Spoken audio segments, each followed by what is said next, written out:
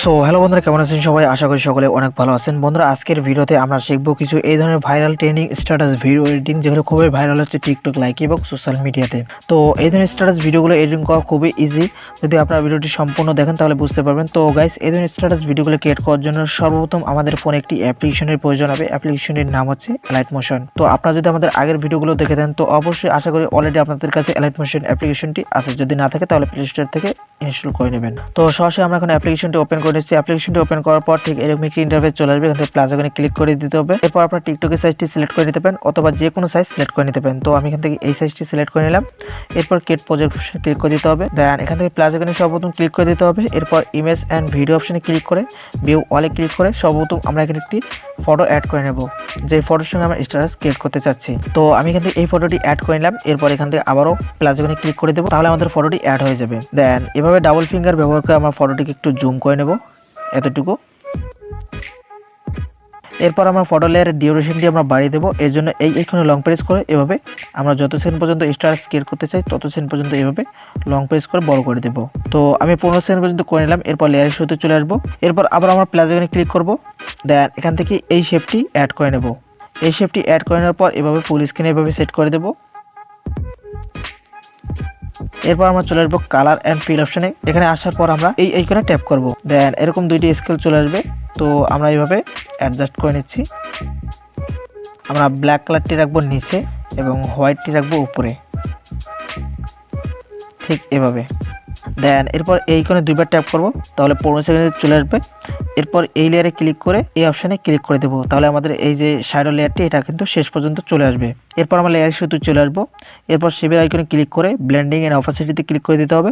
এরপর ডার্কেনে ক্লিক করে multiply apply করে নিতে হবে। ওকে গাইস, এরপর নিচের ফটোর উপর ক্লিক করব, ইফেক্ট অপশানে ক্লিক করব, অ্যাড ইফেক্টে ক্লিক করব। এরপর এখান থেকে মুভ অ্যান্ড ট্রান্সফর্ম অপশনে ক্লিক করে দেবো। তো এখান থেকে আমরা এই ইফেক্টটি সিলেক্ট করে নেব। এরপর স্ট্যান্ডার্ড সেটিংসে ক্লিক করে দেবো।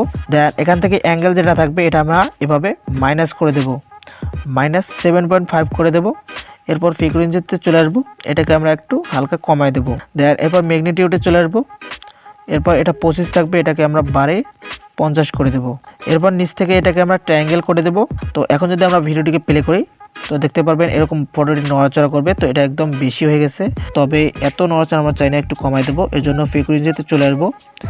ফ্রিকোয়েন্সিতে আসার পর আমরা এটাকে একদম মাইনাস করে দেবো, -10 পর্যন্ত রাখবো, ঠিক আছে, 0.10। তো এতটুকু রাখার পর আমরা যদি প্লে করি তো এখন কিন্তু স্মুথলি এটা মুভমেন্ট হচ্ছে, ঠিক আছে। তো একটু বাড়ায় দেবো, 18 পর্যন্ত করে দিলাম। তো এখন ঠিকঠাক আছে। দেন এরপর আমরা লেয়ারের শুরুতে চলে আসবো। লেয়ার শুরুতে আসার পর আমরা এখান থেকে আবার প্লাস আইকনে ক্লিক করব।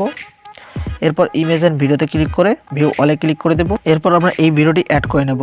দেন প্লাস আইকনে ক্লিক করে দেব, তাহলে আমাদের ভিডিওটি চলে আসবে। এরপর সামান্য একটু আগায় নেব লেয়ারটিকে। দেন এরপর আমরা এখান থেকে ব্লেন্ডিং এন্ড অপাসিটিতে ক্লিক করব। এরপর লাইটিংয়ে চলে আসবো। এখান থেকে স্ক্রিন সিলেক্ট করে নেব। এরপর আমরা এই লেয়ারটিকে এভাবে ধরে এই জায়গায় সেট করে দেব। এরপর আমরা নিচে ফটো লেয়ারে ক্লিক করব, এইখানে ট্যাপ করব।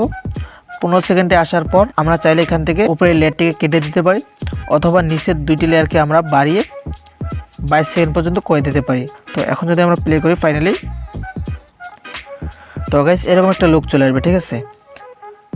আর এই ইফেক্ট ভিডিওটির লিঙ্ক ভিডিও ডিসক্রিপশন বক্সে কিন্তু দেওয়া থাকবে, আপনারা সেখান থেকে ডাউনলোড করে অ্যাড করে নেবেন। এরপর আমরা ভিডিওটিকে সেভ করে নেব। এর জন্য উপরে এইখানে ট্যাপ করব। দেন ভিডিও সিলেক্ট করে এক্সপোর্ট অপশনে ক্লিক করে দেব। তো গাইস এই ছিল আজকের ভিডিওটি ভালো লাগলে অবশ্যই ভিডিওতে লাইক এবং কমেন্ট করবেন এবং এখনও যদি আমাদের চ্যানেলকে সাবস্ক্রাইব না করে থাকেন তো অবশ্যই সাবস্ক্রাইব করবেন। তো কথা হবে নেক্সট কোনো ভিডিওতে, সে পর্যন্ত ভালো থাকবেন, সুস্থ থাকবেন, আল্লাহ হাফেজ।